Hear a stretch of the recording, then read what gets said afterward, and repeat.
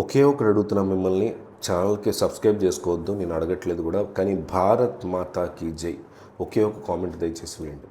మొన్న వారం రోజుల క్రితం గణతంత్ర దినోత్సవం జరుపుకుంది భారతదేశం జనవరి 26వ తారీఖున. అయితే ఇంకో పక్క పాకిస్తాన్ పరిస్థితి అబ్జర్వ్ చేస్తే ఈ ఒక్క రోజునే 3 షాకులు తగిలాయి పాకిస్తాన్కి. 3 భారీ షాకులు తగిలాయి, చిన్నవి కూడా కాదు. గణతంత్ర దినోత్సవం రాజు మనం ప్రదర్శించినటువంటి ఆయుధ పటిమ, మన అస్త్రశస్త్రాలు, ఇవన్నీ కూడా వీటి యొక్క బలము ప్రపంచానికి దీన్ని చూపించడం మాత్రమే కాకుండా ఆపరేషన్ సింధూర్లో ఉపయోగించినటువంటి సక్సెస్ఫుల్గా విజయవంతంగా ఉపయోగించినటువంటి ఆయుధ అన్నిటిని కూడా ప్రదర్శనలో మనం పెట్టాం. సో రిపబ్లిక్ డే పెరేడ్లో ఇవన్నీ కూడా మనం పాలు పంచుకున్నాయి. పాకిస్తాన్కి పుండు మీద ఇవన్నీ కూడా కారం జల్లిన పరిస్థితుంది. సరిగ్గా దానికి కొన్ని గంటల ముందే 25వ తారీఖు అర్ధరాత్రి స్విట్జర్లాండ్లో ఉన్నటువంటి యుద్ధాలని అనలైజ్ చేసేటువంటి థింక్ ట్యాంక్ ఒక నివేదికని జారీ చేసింది.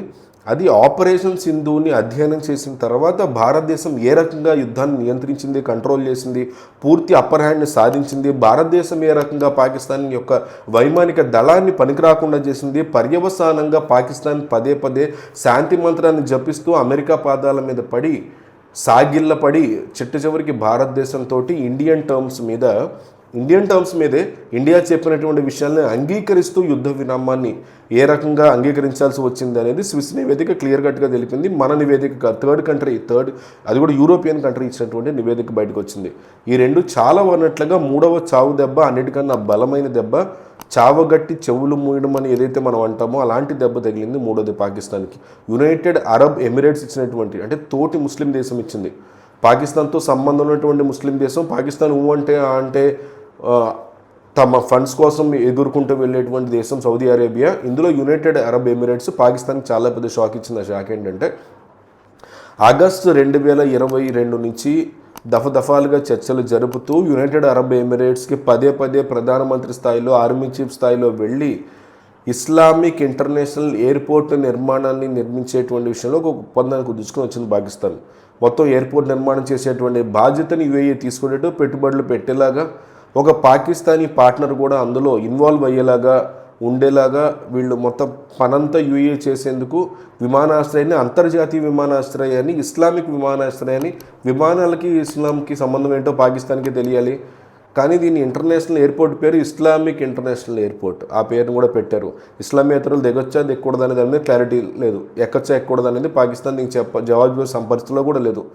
ఎవరు దినార్ వేసినా, ఎవరు డాలర్ వేసినా దాన్ని నేలకు మీద పడితే దాన్ని తీసుకోవడానికి సిద్ధంగా ఉంది పాకిస్తాన్. అంత పేద పరిస్థితిలో ఉంది దేశం. ఇస్లామిక్ ఇంటర్నేషనల్ ఎయిర్పోర్టు ఈరోజు మేము ఈ ప్రాజెక్ట్ నుంచి ఉపసంహరించుకుంటున్నామని సౌదీ అరేబియా చాలా పెద్ద బాంబు పేల్చింది. జనవరి 26 కొన్ని గంటలు అటు ఇటుగా ప్రకటించింది. సౌదీ అరేబియా చెప్తోంది దీనికి భారతదేశానికి ఇటీవల చేసినటువంటి భారతదేశంతో కుదుర్చుకున్న ఒప్పందాలకి సంబంధం లేదు అని చెప్తోంది. కేవలం కమర్షియల్ పార్ట్నర్ దొరకట్లేదు, వాణిజ్య కారణాల వల్ల ఈ ప్రాజెక్ట్ నుంచి మేము వైదొలుగుతున్నాము అని సౌదీ అరేబియా చెప్తోంది. కానీ టైమింగ్ ఇంపార్టెంట్. జనవరి 26 అటు ఇటుగా చెప్పడం, భారతదేశం ఆపరేషన్ సింధులో తమ బలాన్ని చూపించేటువంటి ప్రదర్శన చేస్తున్నటువంటి సమయంలో ఇది రావడం, వీటన్నిటిని మించి సరిగ్గా వారం రోజుల క్రితం, జనవరి 26కి వారం రోజుల క్రితం, జనవరి 19వ తారీఖున యునైటెడ్ అరబ్ ఎమిరేట్స్ అధిపేత అయినటువంటి షేక్ మహమ్మద్ బిన్ జాయిద్ అల్ నహియాన్ ఈయన భారతదేశంలో చెప్పా పెట్టకుండా రావడము, 2 గంటల పర్యటన చేయడం. ఆ 2 గంటల పర్యటనలో మోడీతో 40 నిమిషాల చర్చ, అది కొంతసేపు ఏకాంత చర్చ. ఆ చర్చ అయిన తర్వాత యునైటెడ్ అరబ్ ఎమిరేట్స్ భారతదేశాల మధ్య వాణిజ్య ఒప్పందం కుదిరింది, రక్షణ ఒప్పందం కుదిరింది, కీలకమైన ఒప్పందాలు కుదిరాయి. ఈ ఒప్పందాలు కుదిరిన వెంటనే వెళ్ళగానే అక్కడ జైళ్లలో ఉన్నటువంటి వివిధ నేరాల వల్ల జైల్లో ఉన్నటువంటి 900 మంది భారతీయుల్ని క్షమాభిక్ష పెట్టి బయటికి తీసుకొచ్చారు. ఈయన ప్రకటించారు కూడా షేక్ ఆ విషయాన్ని. ఇవన్నీ జరిగినటువంటి వారం రోజుల తర్వాత పాకిస్తాన్ ఎత్తిన ఈ పిడుగును వేసింది యుఏఈ.